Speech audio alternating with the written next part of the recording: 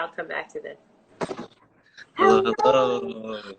Oh, my friends. Yes, this is a very interesting phone call to have, especially with, as you can see.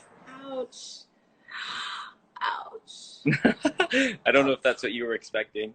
No, I wasn't, but you mentioned yesterday, like, that you had this accident that was really, obviously, that hurt to your head, your beautiful face. Yeah, that's Okay. just, I can Okay. share about what happened actually. Okay, if you want to, sure. But sorry for arriving a little bit late. I just Okay. didn't realize the time change as well. So.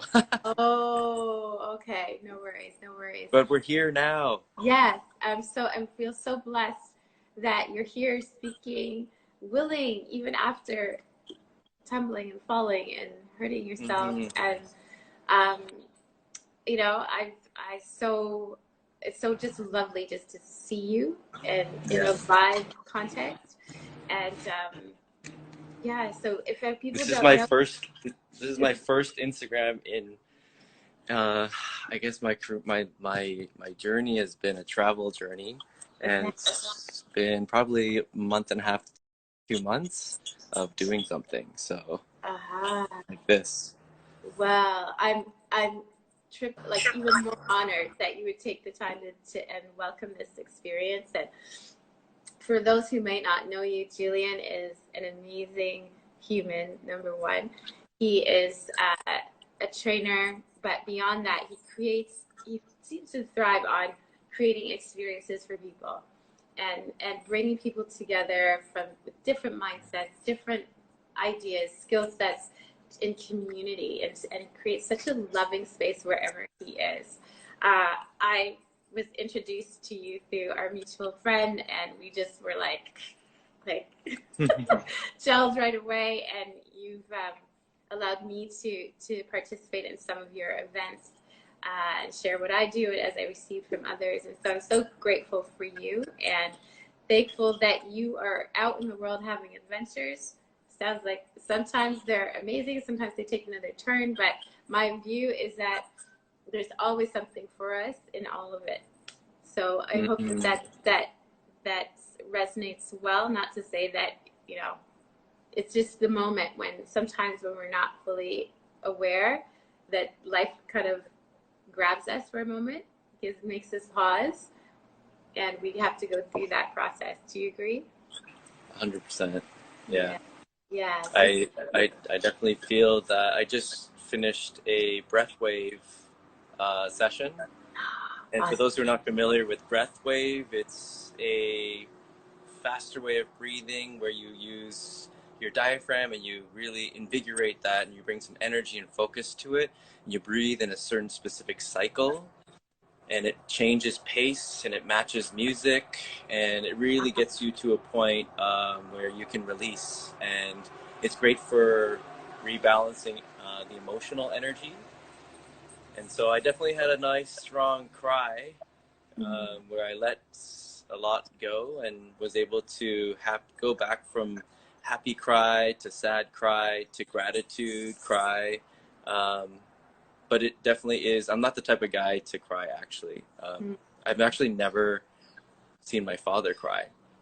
And so I kind of take on that. But I've been blessed to have, obviously, the balance of my mother. So tapping into that has been very special.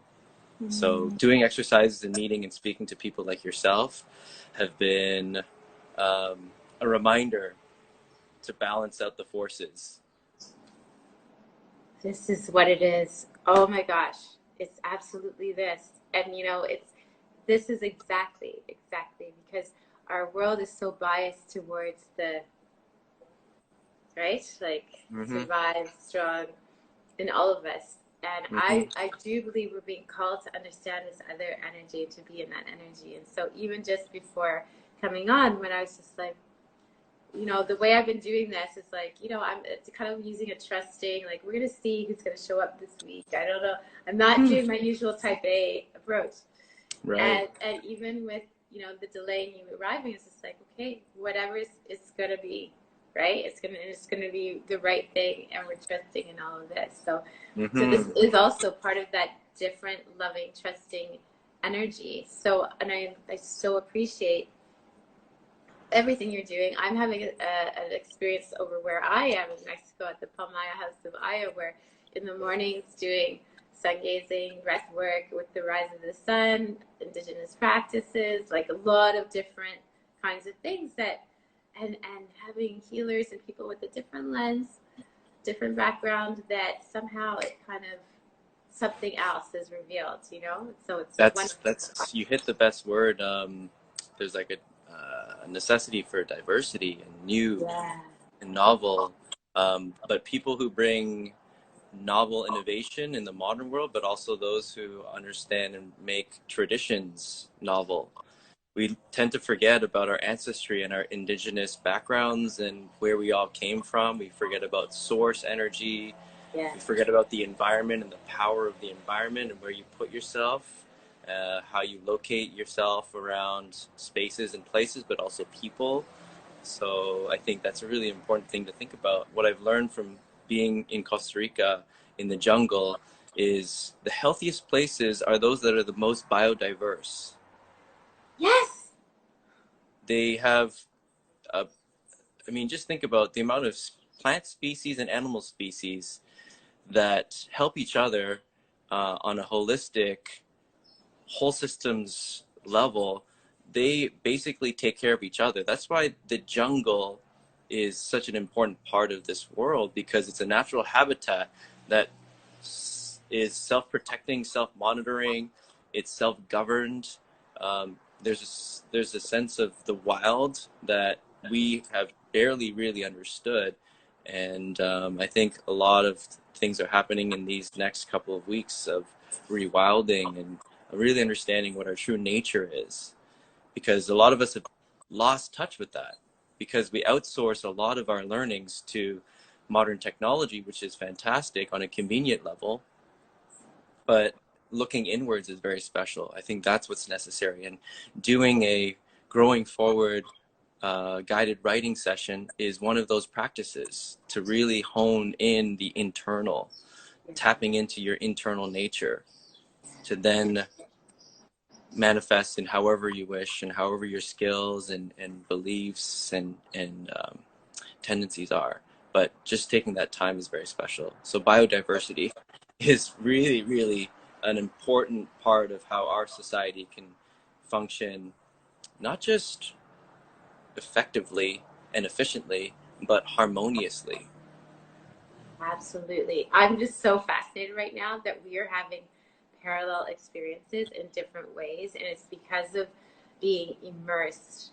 Like the jungle is right there, like behind where I am.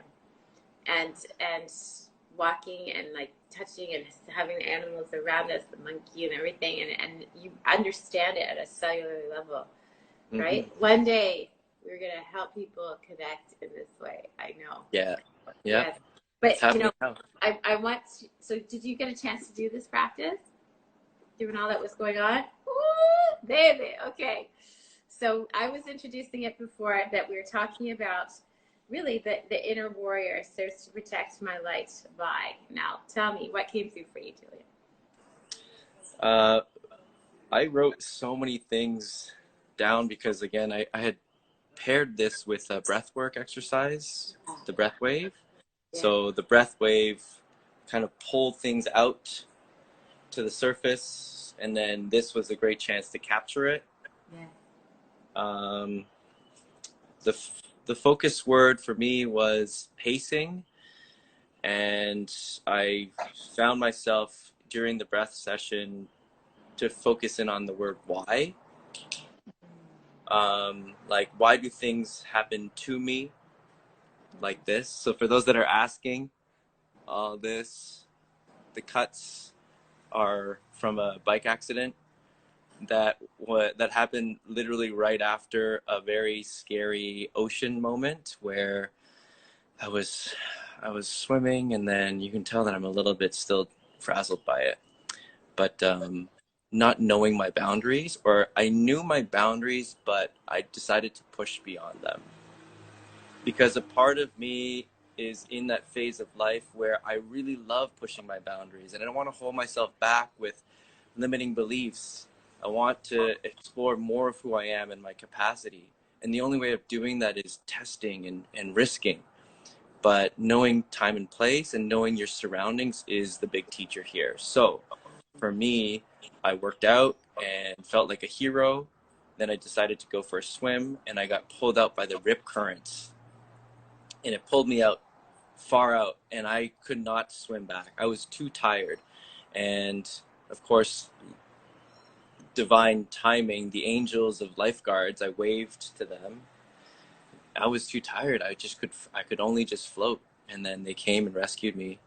Um, and then I got back, and then it took me maybe an hour or two. I ignored the need to process and to just chill out, and then got on a bike down a hill, rocky hill, chain snapped off, had was in full speed going down a hill, and then just wiped out.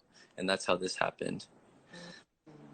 Usually people would ask, hey, Julian, did you get into a fight with a bunch of howler monkeys, or what happened to you? Or it could have been worse, getting jumped.